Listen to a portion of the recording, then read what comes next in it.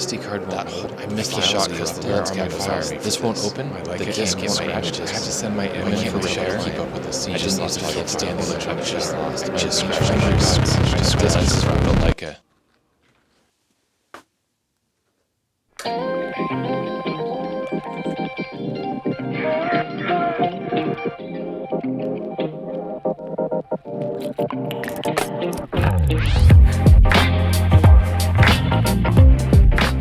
Okay, today I've got 5 photography hacks that everyone should know.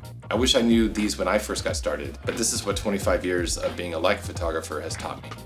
Alright, tip number 1 has to do with card handling, is to format your cards each and every time before you start a shoot. You just want to make sure you're writing to a clean card that's been formatted in camera by the camera that you're going to use to do that photo shoot with. It's the best way to set up that card to make sure you don't have issues with it as you start shooting. Don't just do delete all, make sure you're actually formatting the card. Another tip about handling your SD cards is just don't delete an image in camera. It's actually the #1 cause for corrupting an SD card, is when you just delete 1 or 2 files while you're working in camera. There's no reason to do that. Just once you get them off your camera onto your computer, you can then manage those files then, but you're more likely to cause a card corruption by deleting it. Also, if you create what I consider a bad habit to delete in camera, you could accidentally just delete all of your pictures instead of just that one, which is kind of a horrible thing to do. Another point about this is handling the SD card physically. It should just go from your camera to your card reader. It doesn't go in a pocket or a cup holder or on a table. Check out this card wallet. The way I have them lined up is I have the cards that are ready to go with the label facing me. If they've been used, I put them back into the wallet facing outward, knowing that there's files on them. Workflows after a shoot. My habit is to bring all my gear back to my office or back to my studio. I pull the cards out and I put them directly into a card reader and I dump them onto my hard drive. But that's not where I stop. I actually grab my second hard drive that I use to mirror the one I work off of. I use a program called Carbon Copy Cloner. So it's kind of like a poor man's RAID system where once that second drive is noticed on my computer, the carbon copy kicks in, it identifies any new files, and it mirrors that hard drive onto my backup hard drive. Once I've verified that those files have been mirrored and now I have 2 copies on my hard drive, only then do I take that SD card, put it back into my camera, and then format it so that it's ready for the next shoot. Remember, 2 is 1, 1 is none. Tip number 2 has to do with how you set your camera up before you arrive at your photo shoot, what you're gonna do. I've made the mistake of going to a photo shoot, you're busy with all kinds of logistics, and maybe you get distracted and you forget to make some crucial settings in camera before you start the shoot. And the sad example I have is I did a photo shoot, put a ton of work into this, and I had set the camera only on JPEG instead of RAW. And I intended to shoot in RAW because I wanted just the maximum latitude and I wanted maximum resolution. Well, I was with the Leica M11 and the Leica M10 monochrome, and both of those cameras were set for JPEG, medium-sized JPEG. So I did not have the exposure latitude that I wanted.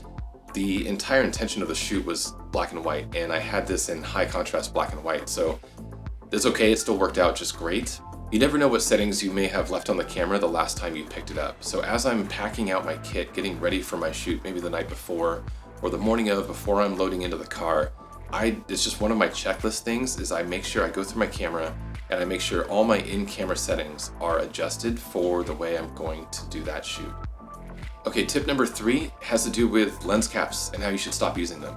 Stop using lens caps, period. The only circumstance I can think of when lens caps would be appropriate is if you work in studio and you don't use filters.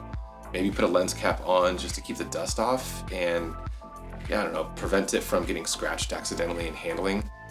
Other than that, and that means just about everyone, you just stop using lens caps. Buy a filter for it so that you have some protection on the front lens element. With a rangefinder, you're not seeing through the lens. With my cameras, sometimes the meter readout isn't accurate and I tend to disregard it. Usually I meter a scene, make sure I've got my settings to where I want them, and then off I'm going. I'm not really paying attention to my meter readout. I've nearly shot an entire roll of film with a lens cap on my Leica M7 back in the day. It just slows you down. I mean, it's unnecessary if you use filters, and I don't know, for the cost of a Leica lens or repair on the Leica lens, like the front element versus the repair replacement of a filter that got damaged, I would just choose a filter every time and then just stop worrying about it. I've got an extra filter I'd like to give away. So this is a B+W 49mm MRC Nano filter. And this is yours if you want it. I'm going to give this to someone who just makes a comment below. Let me know what lens you might be throwing this on. And be sure to be subscribed to my channel. And in a week, I'll announce who will get this. I'll just randomly draw a winner and announce that on my Instagram account. So be sure you're following me on Instagram as well. And as long as you live in the US somewhere, I'll ship this off to you. Okay, tip number 4, this is just a quick one, but get ND filters for your camera kit. If you've been following along my channel, which I hope you are, if not, hit that subscribe button now. You know that I don't like using electronic shutter, right? I like the mechanical shutter. So I also shoot with Summilux lenses that are very fast, and I don't want to stop down the lenses all the time. I tend to prefer more of a narrow depth of field. I shoot pretty wide open, and with a shutter that maxes out at 4000, I need ND filters working in broad daylight half the time. Also, it allows me to drag the shutter when I intentionally want to, especially in broad daylight. So get a set of ND filters and learn how to use them. It gives you a lot more flexibility, especially working with the M system and those fast lenses. Okay, tip number 5, last one here, and this is one that I think gets more overlooked, and I'm hoping this is just sending a message out to the community to please stop putting your thumb and fingerprints all over your M rangefinder optic. It is an optic. It's just like a lens, and I see people still like grabbing it around the rangefinder or handling it that way.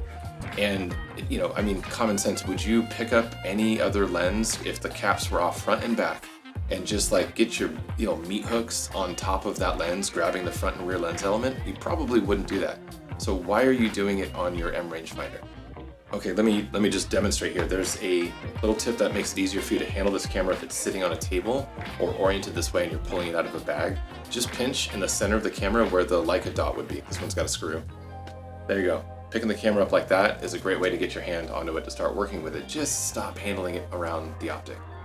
Okay, that said, if you do end up, you know, and it happens, if you end up getting prints or the rangefinder gets dirty, it's an optic, it's got coatings. The newer cameras have much better coatings than the older M cameras used to have, but still, I mean, let's treat these things like you're gonna have them for a long time. At least that's how I do. And what that means is I'm not going to clean this glass with a t-shirt or a Kleenex. I'd be using something like this. This is a iLead, and iLead also makes a alcohol-based cleaner. I use these two things when I need to get serious about cleaning up some kind of oil-based or some kind of smudge on either my lenses or on the rangefinder optic. Treat this like any other lens, and it will pay off in the long run, especially if you're going to keep this camera for a while. When you buy some filters, I love Breakthrough Filters out of San Francisco. They send you lens cloths with the filter kit, which is great. You know, I've accumulated a few lens cloths over the years, and I throw a few of them into my bag. In fact, they're littered all over my bag. So it's just so easy to grab a lens cloth instead of using a dress, a shirt, whatever you got, whatever you're wearing.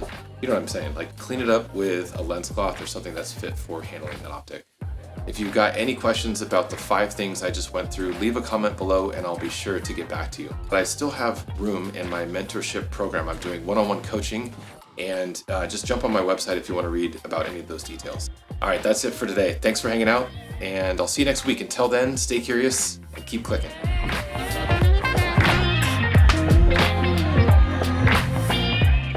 Don't forget, I'm giving this thing away. Hit me up if you want this.